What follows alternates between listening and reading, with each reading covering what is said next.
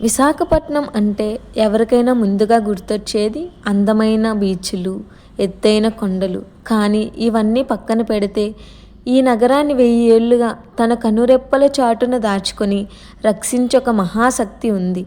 ఆమె విశాఖపట్న గ్రామదేవత శ్రీ కనక మహాలక్ష్మి అమ్మవారు. ఈరోజు మనం తెలుసుకోబోయేది కేవలం ఒక ఆలయం గురించి కాదు, విశాఖపట్నం ప్రాణం గురించి. అసలు ఈ ఆలయం ఎక్కడ, ఎలా వెలిసింది, ఎందుకు ఈ ఆలయం గురించి ఇంత కథలు చెప్పుకుంటారు, విశాఖ ప్రజల జీవితాల్లో ఈ అమ్మవారికి ఉన్న స్థానం ఏంటి అన్న విషయాలను మనం లోతుగా తెలుసుకుందాం ఈ వీడియోలో. హాయ్ అండి, వెల్కమ్ టు మై ఛానల్. ఎవరైనా నా ఛానల్ని కొత్తగా చూస్తున్నట్లయితే సబ్స్క్రైబ్ చేసుకోవడం మాత్రం మర్చిపోకండి. ఇక వీడియో మొదలు పెడదాం. విశాఖపట్నం భౌగోళికంగా ఇదొక అందమైన తీర ప్రాంత నగరం. కానీ ఈ నగరం గుండెల్లో ఒక అదృశ్య శక్తి నిక్షిప్తమై ఉంది. తరతరాలుగా ఈ ప్రాంతాన్ని కాపాడుతూ ఇక్కడి ప్రజల నమ్మకాలకు పునాదిగా నిలిచిన ఆ తల్లి శ్రీ కనక మహాలక్ష్మి అమ్మవారు. చరిత్ర పూటాల్లోకి వెళ్తే 100 ఏళ్ల క్రితం బురుజుపేట ప్రాంతంలోని ఒక బావిలో అమ్మవారి విగ్రహం బయటపడింది. అప్పటి నుండి ఆ అమ్మవారు భక్తుల పాలిట కొంగు బంగారంగా మారింది. అయితే ఈ ఆలయం గురించి చెప్పుకునేటప్పుడు అతి ముఖ్యమైన, ఎవరూ మర్చిపోలేని ఒక సంఘటన ఉంది. అది 1912వ సంవత్సరం. అప్పట్లో నగరంలో రోడ్డును వెడల్పు చేయాలని అధికారులు నిర్ణయించుకున్నారు. ఆ పనులలో భాగంగా అక్కడ ఉన్న అమ్మవారి విగ్రహాన్ని పక్కకు జరపాల్సి వచ్చింది. అప్పటి వరకు భక్తితో పూజలు అందుకున్న అమ్మవారిని అక్కడి నుండి తొలగించగానే విశాఖపట్నం ఒక్కసారిగా వణికిపోయింది. ఏం జరిగిందో తెలిస్తే మీరు కూడా ఆశ్చర్యపోతారు. విగ్రహాన్ని కదిలించిన మరుక్షణమే నగరంలో ప్రేగు వ్యాధి మహమ్మారిలా ప్రబలింది. అక్కడికక్కడే జనం మరణిస్తున్నారు. ఏం జరుగుతుందో ఎవరికీ అర్థం కాలేదు.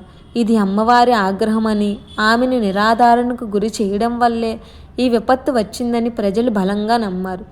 ఆ భయం, ఆ వేదన నగరమంతా విస్తరించింది. చివరకు తప్పు తెలుసుకున్న అధికారులు, ప్రజలు కలిసి అమ్మవారిని యథాస్థానంలో ఎంతో భక్తి శ్రద్ధలతో మళ్ళీ ప్రతిష్ఠించారు. ఆశ్చర్యకరంగా ఏమిటంటే అమ్మవారిని తిరిగి ప్రతిష్ఠించిన వెంటనే ఆ ప్రేగు వ్యాధి ఆగిపోయింది. ఆ రోజు నుండి ఈ రోజు వరకు విశాఖపట్నం ప్రజలకు కనక మహాలక్ష్మి అమ్మవారంటే తమను ప్రాణాలతో కాపాడే అమ్మ అని ఒక బలమైన నమ్మకం ఏర్పడింది. ఇక ఈ ఆలయంలో మరో ఆశ్చర్యకరమైన విషయం ఏంటంటే గర్భాలయానికి పైన పైకప్పు ఉండదు. అంటే ఆకాశమే అమ్మకు పైకప్పు. దీని వెనుక ఉన్న భావన ఏంటంటే అమ్మవారు తన బిడ్డలందరినీ ఎటువంటి అడ్డుగోడలు లేకుండా నేరుగా చూడాలని కోరుకుంటారు. మనం కూడా అమ్మను దర్శించుకునేటప్పుడు పైన ఆకాశం కింద అమ్మకు ఎదురుగా నిలబడి మన మనస్సులోని బాధనంతా చెప్పుకోవచ్చు. వేరే ఏ ఆలయంలో కూడా భక్తులకు ఇంత స్వేచ్ఛ ఉండదు. ఈ ఆలయంలో భక్తులు దేవుడిని తమకు మధ్య ఎటువంటి మధ్యవర్తులు లేకుండా స్వయంగా అమ్మవారి పాదాల చెంత కూర్చుని పాలు, పసుపు, కుంకుమలతో అభిషేకం చేసుకునే అవకాశం ఇక్కడ మాత్రమే ఉంది. భక్తులే అర్చకులుగా మారి చేసే ఆ పూజలలో ఉండే తృప్తి మాటల్లో చెప్పలేం. అలాగే మీరు అమ్మవారి విగ్రహాన్ని నిశితంగా గమనిస్తే అమ్మవారి ఎడమ చేయి మోచేయి వరకు ఉండదు. దీని వెనుక కూడా ఒక లోతైన అర్థం ఉంది. నేను మీకు సంపదను ఇస్తాను, కానీ అది మీరు కష్టపడి ధర్మబద్ధంగా సంపాదించుకోవాలి. అన్యాయంగా, అక్రమంగా సంపాదించే వారి దగ్గర నేను ఉండను అని అమ్మవారి విగ్రహం ద్వారా నిశ్శబ్దంగా మనకు హెచ్చరిక చేస్తారు. అందుకే ఈ తల్లిని నమ్మేవారు ఎంత కష్టమైనా నిజాయితీగా బతకాలని కోరుకుంటారు. ఇక ఈ అమ్మవారి ఆలయంలో మార్గశిర మాసం చాలా ప్రత్యేకంగా జరుగుతుంది. ఈ నెల మొత్తం అమ్మవారికి ఎంతో ఘనంగా ఉత్సవాలు జరుగుతాయి. ముఖ్యంగా మార్గశిర గురువారాల్లో భక్తులు వేల సంఖ్యలో తరలి వస్తారు. ఆ సమయంలో ఆలయ ప్రాంగణం మొత్తం పసుపు, కుంకుమలు, పూల సువాసనలతో నిండిపోతుంది. విశాఖ ప్రజలు తమ ఇంటి పండుగల ఈ మాసోత్సవాలను జరుపుకుంటారు. అమ్మవారికి పాలు, పాయసం అంటే ఎంతో ఇష్టం. చాలామంది భక్తులు తమ కోరికలు తీరాలని లేదా శుభకార్యాలు జరగాలని అమ్మవారికి పాయసాన్ని నైవేద్యంగా సమర్పిస్తారు. భక్తులు స్వయంగా పాయసం చేసి అమ్మకు నివేదించడం ఇక్కడ ఆనవాయితీ. మార్గశిర మాసోత్సవాలతో పాటు అమ్మవారికి అత్యంత వైభవంగా తెప్పోత్సవం నిర్వహిస్తారు. ఇది చూడడానికి చాలా చూడముచ్చటగా ఉంటుంది. అలానే సౌరమాన ఉగాది పండుగను ఇక్కడ చాలా ఘనంగా జరుపుకుంటారు. ఆ రోజున అమ్మవారికి ప్రత్యేకమైన పూజలు మరియు ప్రత్యేక అలంకరణలు కూడా ఉంటాయి. అలానే దసరా శరన్నవరాత్రులు 9 రోజుల పాటు అమ్మవారిని వివిధ రూపాల్లో ఎంతో అందంగా అలంకరిస్తారు. భక్తులు ఈ కార్యక్రమంలో చాలా పెద్ద సంఖ్యలో పాల్గొంటారు. మరియు ఆషాఢ మాసంలో వచ్చే బోనాల వేడుకలు కూడా ఇక్కడ చాలా ఘనంగా కనిపిస్తాయి. ముఖ్య గమనిక ఏంటంటే ఈ ఆలయంలో భక్తులు నేరుగా అమ్మవారిని తాకి దర్శించుకునే అవకాశం ఉండడం చాలా ప్రత్యేకత.